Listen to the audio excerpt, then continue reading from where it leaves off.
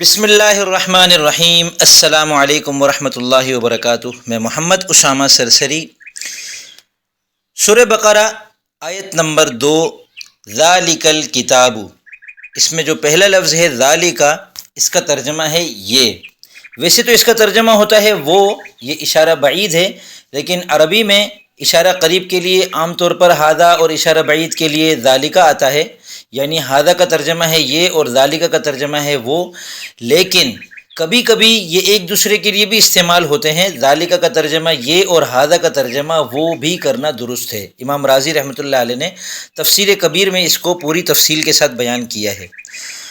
ذالک کی صرفی نحوی تحقیق دیکھ لیتے ہیں کہ یہ اسم فعل اور حرف میں سے اسم ہے اور مصدر مشتق اور جامد میں سے یہ جامد ہے۔